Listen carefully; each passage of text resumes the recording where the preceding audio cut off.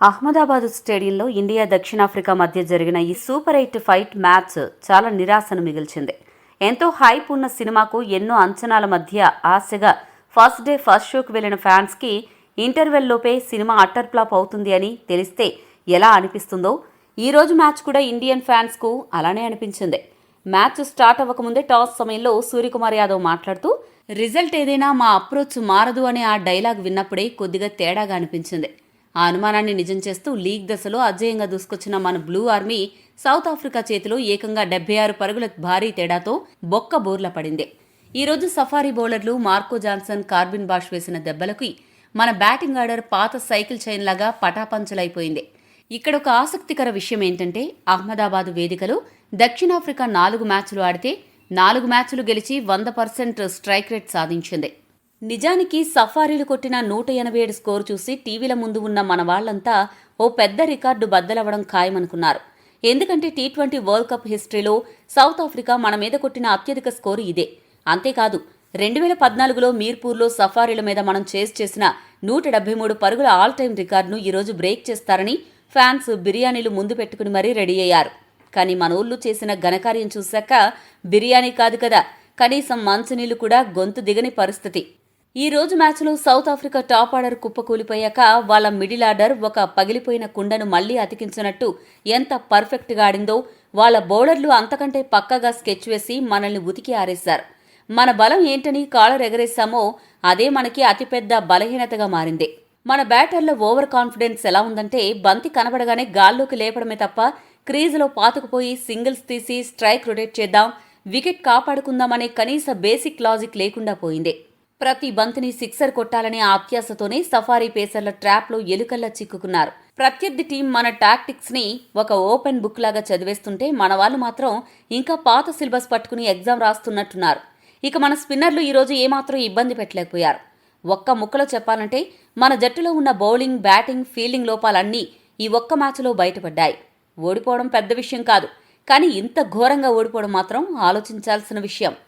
ఇక మేనేజ్మెంట్ చేసిన ఒక అద్భుతమైన ప్రయోగం గురించి ఎంత తక్కువ మాట్లాడుకుంటే అంత మంచిది. ప్రత్యర్థి టీంలో లెఫ్ట్ హ్యాండర్స్ ఉన్నారని చెప్పి ఫుల్ ఫామ్లో ఉన్న అక్షర్ పటేల్ని పక్కన పెట్టి ఫామ్తో అస్సలు సంబంధం లేని గాయం నుండి కోలుకుని వచ్చిన వాషింగ్టన్ సుందర్ని ప్లేయింగ్ 11లోకి తీసుకురావడం వెనుక ఉన్న ఆ మాస్టర్ మైండ్ వ్యూహమేంటో ఆ దేవుడికే తెలియాలి. మొత్తానికి 76 పరుగుల ఘోర ఓటమితో సూపర్ 8లో మన జాతకం సంక్లిష్టంగా మారింది. సెమీస్ చేరాలి అంటే ఇక ముందున్న వెస్టిండీస్, జింబాబ్వే మ్యాచ్ల్లో గెలిచి తీరాల్సిందే. అందులోనూ జింబాబ్వే ఇప్పటికే పెద్ద పెద్ద టీమ్స్కే చుక్కలు చూపించి పంపింది. వాళ్ళను తక్కువ అంచనా వేస్తే ఈసారి మనం కూడా సూపర్ 8లోనే నిష్క్రమించాల్సి వస్తుంది. భారీ అంచనాలతో సూపర్ 8లో అడుగుపెట్టి కింద పడిన మన టీమిండియా ఆ జింబాబ్వే, విండీస్ మ్యాచ్ల్లో అయినా ఈ ఓటమి తాలూకు నిద్రమత్తు వదిలించుకుని ఎలా గర్జిస్తుందో చూడాలి. ఏదేమైనా సూపర్ 8లో అజేయంగా అడుగుపెట్టి గాల్లో తేలుతున్న ఇండియాకి సఫారీలు ఒక గట్టి రియాలిటీ చెక్ ఇచ్చి నేల మీదకు లాగారు. ఈ మ్యాచ్ హైలైట్స్ విషయానికొస్తే టాస్ గెలిచి బ్యాటింగ్ ఎంచుకున్న సఫారీలకు జస్ప్రీత్ బుమ్రా తన మొదటి ఓవర్లోనే నరకానికి నడక ఎలా ఉంటుందో చూపించాడు. ఇన్నింగ్స్ రెండో ఓవర్లో అద్భుతమైన ఇన్ స్వింగర్ డెలివరీతో డికాక్ లెగ్ స్టంప్ను లేపేశాడు. క్లీన్ బౌల్ చేశాడు. దీంతో డికాక్ దిగాలుగా 6 పరుగులకే పెవిలియన్కు పరిగెత్తాడు. ఇక మరుసటి ఓవర్లోనే హర్షదీప్ సింగ్ ఎంట్రీ ఇచ్చి కెప్టెన్ ఐడెన్ మార్కరంని 4 పరుగుల వద్ద హార్దిక్ పాండ్యా చేతికి చిక్కేలా చేశాడు. అలా సఫారీ క్యాంప్లో డెడ్ సైలెన్స్ ని నింపేశాడు. కేవలం 3 ఓవర్లకే 2 ఓపెనర్లు అవుట్ అయ్యారు అని బాధపడేలోపు అసలైన ట్రాజడీ 4వ ఓవర్లో జరిగింది. ఈ టోర్నీలో అద్భుత ఫామ్ లో ఉన్న ర్యాన్ రికెల్టన్ ను 7 పరుగుల వద్ద బుమ్రా తన స్లోయర్ డెలివరీతో బోల్తా కొట్టించాడు. దీంతో 4 ఓవర్లు ముగిసేసరికి సౌత్ ఆఫ్రికా 20 పరుగులకే 3 వికెట్లు కోల్పోయింది. దీంతో దక్షిణాఫ్రికా పరిస్థితి కాలిపోయిన దీపల్లా తయారైంది. బుమ్రా వేసిన మొదటి స్పెల్ ప్రత్యర్థుల గుండెల్లో రైలు పరిగెత్తించడం కాదు, ఏకంగా బుల్లెట్ ట్రైన్ ని నడిపించినట్టుంది. కానీ అక్కడే సౌత్ ఆఫ్రికాలో ఉన్న అసలైన దమ్ము బయటపడింది. ఆరంభంలోనే టాప్ ఆర్డర్ కూలిపోవడంతో దక్షిణాఫ్రికా కుప్పకూలిపోతుందేమో అనుకుంటే బేబీ ఏబీ, డెవాల్డ్ బ్రెవిస్ మరియు కిల్లర్ డేవిడ్ మిల్లర్ కలిసి గాడి తప్పిన ఇన్నింగ్స్ ను రిపేర్ చేసి మళ్లీ పట్టాలు ఎక్కించారు. మన బౌలర్లు ప్రెషర్ పెడుతున్నా ఈ ఇద్దరు మాత్రం ఎక్కడా తడబడకుండా ఎదురుదాడి మొదలుపెట్టారు. ముఖ్యంగా వాషింగ్టన్ సుందర్, వరుణ్ చక్రవర్తి బౌలింగ్లో ఎదురుదాడి చేసి బౌలర్ల మైండ్తో ఆడుకోవడం మొదలుపెట్టారు. దీంతో 10 ఓవర్లు ముగిసేసరికి సౌత్ ఆఫ్రికా 3 వికెట్ల నష్టానికి 77 పరుగులు చేసింది. ఆ తర్వాత కూడా డెవాల్ బ్రెవిస్, మిల్లర్ కలిసి మన బౌలర్లను ఒక రేంజ్లో ఆడుకున్నారు. వీరిద్దరూ 4వ వికెట్కు కేవలం 51 బంతుల్లోనే 97 పరుగుల భాగస్వామ్యాన్ని నిర్మించి దక్షిణాఫ్రికా స్కోరును 100 పరుగులు దాటించి ఇండియాకు దడ పుట్టించారు. దీంతో ఈ జోడీ టీ20 వరల్డ్ కప్ చరిత్రలోని సౌత్ ఆఫ్రికా తరపున 4వ వికెట్కు హైయెస్ట్ పార్ట్నర్షిప్ రికార్డును తిరగరాశారు. అయితే ఈ బీభత్సమైన భాగస్వామ్యాన్ని శివన్ దుబే విడదీశాడు. 13వ ఓవర్లో బ్రెవిస్ని 45 పరుగుల వద్ద ఒక స్లోయర్ డెలివరీతో ఊరించి అభిషేక్ శర్మ చేతికి చిక్కేలా చేశాడు. బ్రెవిస్ అవుట్ అయినా మిల్లర్ మాత్రం తగ్గలేదు. కేవలం 26 బంతుల్లోనే హాఫ్ సెంచరీ పూర్తి చేసి భారత్పై టీ20 వరల్డ్ కప్స్లో వేగవంతమైన 50 బాదిన 4వ బ్యాటర్గా నిలిచాడు. మిల్లర్ ఆట చూస్తుంటే ఒక ఎక్స్పైరీ డేట్ లేని మెషిన్ లాగా మన బౌలర్ల లైన్ అండ్ లెంత్ని ఉతికి ఆరేస్తున్నట్టు అనిపించింది. చివరకు 16వ ఓవర్లో మిల్లర్ 63 పరుగుల వద్ద వరుణ్ చక్రవర్తి అవుట్ చేయడంతో ఇండియా కాస్త ఊపిరి పీల్చుకుంది. వరుణ్ ఈ మ్యాచ్లో భారీగా 47 పరుగులు సమర్పించుకున్నా వరుసగా 18 మ్యాచ్ల్లో వికెట్ తీసిన ఏకైక బౌలర్గా సరికొత్త రికార్డు సృష్టించడం విశేషం. మిల్లర్ అవుట్ అయ్యాక మన బుమ్రా, హర్షదీప్ సింగ్లు డెత్ ఓవర్లలో మళ్లీ తమ ప్రతాపం చూపించారు. మార్కో జాన్సన్ని, హర్షదీప్, కార్బిన్ బాష్ని బుమ్రా తక్కువ స్కోర్లకే పంపేసరికి సఫారీ స్కోరు 160 దగ్గరే ఆగిపోతుందనిపించింది. కానీ క్లైమాక్స్లో ట్రిస్టన్ స్టబ్స్ వచ్చి 20వ ఓవర్లో ఒక 4, 2 భారీ సిక్సర్లు బాదాడు. దీంతో 20 ఓవర్ల తర్వాత దక్షిణాఫ్రికా 7 వికెట్లు నష్టపోయి 187 పరుగుల భారీ స్కోర్ చేసింది.